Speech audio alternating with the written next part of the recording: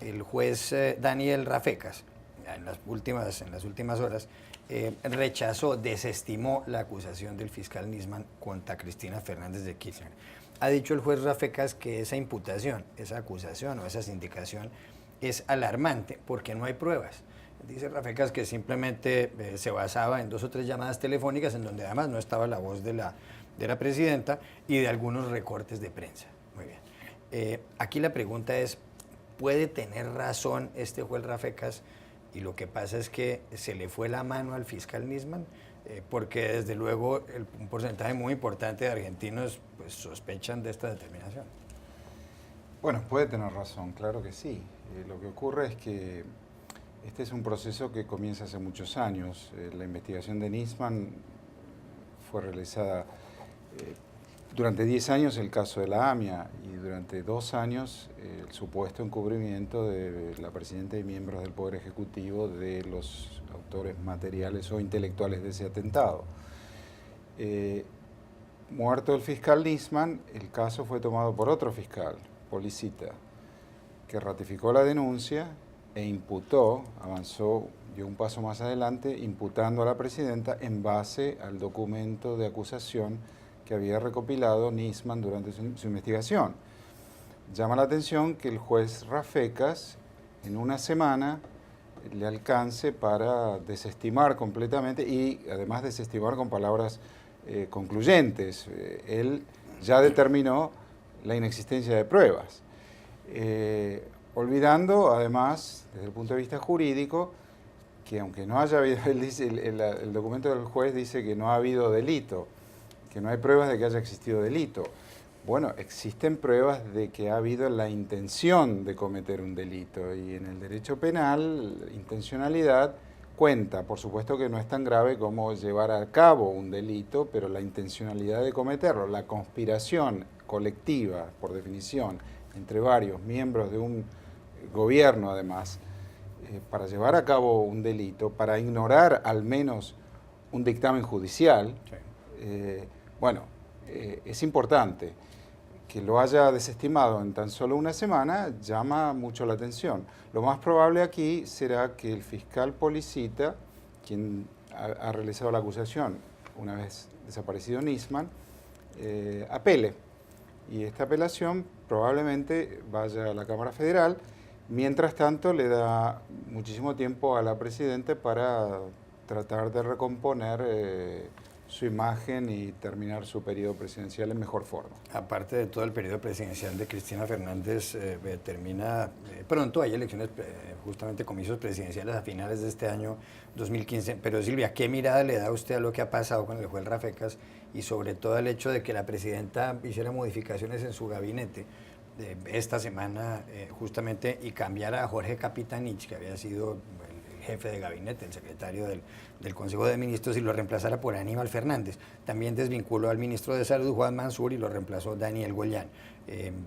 Esto de la salida de Capitanich, ¿a esto qué mirada le da usted? A ver, hay varias miradas, pero digamos, hay una que es la de la urgencia. El proceso electoral en la Argentina va a ser larguísimo, ya empezó, y la verdad es que los tiempos son tan exigentes que Capitanich, este señor, tenía una urgencia inmediata que era volver a su tierra, a Chaco, a tratar de arreglar un desaguisado feroz que tiene en su distrito, y entonces tenía que atender esa quinta. Y esta es la mirada, digamos, operativa. Se sabía que Capitanich iba a salir pronto. Fue un gran momento para hacerlo. Ayer fue un gran día para la presidenta. Estaba realmente eufórica. Y a partir de la decisión del juez Rafecas, y lo que hace es avanzar, si se quiere leer a quienes les gustan interpretar en estos movimientos que hay, bueno, un avance de los chicos de la Cámpora, de este grupo muy allegado a la presidenta, sin trayectoria política, el que sube y que se incorpora mucho más cerca de la presidenta es Guado de Pedro, uno de los líderes o máximos referentes de esta agrupación. Y la verdad es que se va un hombre. Qué triste historia la de Capitanich, qué triste historia. La presidenta lo trajo como en su momento Aznar trajo a Rajoy, como un bombero, un gran apagafuegos. salió incendiado. Este hombre se va de la Casa Rosada totalmente escaldado.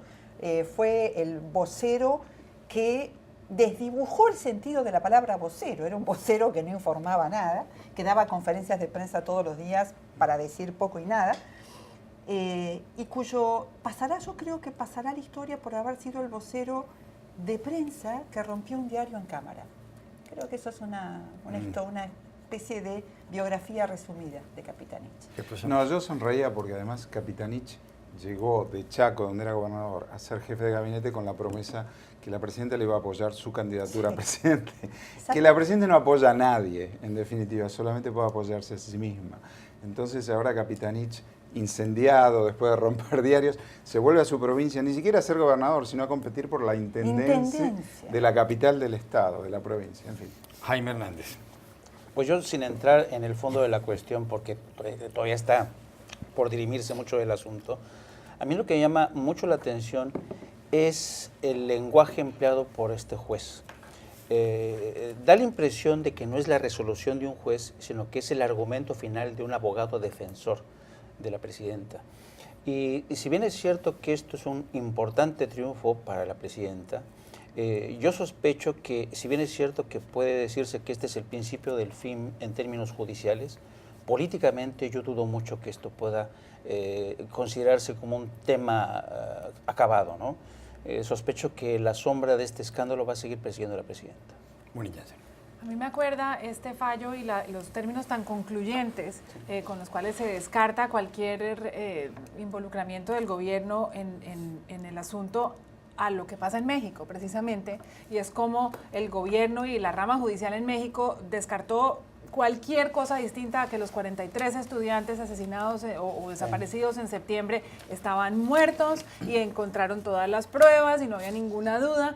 Entonces, a mí eso lo que me parece es que lo que hace es subrayar la inconveniencia política de tener procesos judiciales abiertos. Y también señala lo que es una justicia quizás al servicio del Ejecutivo, no solamente en México, no solamente en Argentina, obviamente en Venezuela, e incluso ha habido insinuaciones en países como Colombia, donde la Fiscalía está como tan alineada con la rama ejecutiva. Entonces, este caso es uno más en América Latina donde la rama judicial tiene una independencia bastante cuestionable. Que fue un buen día para la presidenta, claro, además pasó ampliamente por el Congreso el proyecto de ley de la reforma de los servicios de seguridad, que a la larga lo que hace es darle a ella un poco más de control sobre el tema de las escuchas. Y lo que se ve con el cambio de gabinete es que se está trincherando para las elecciones y rodeándose, como ella suele hacer, de la gente más cercana.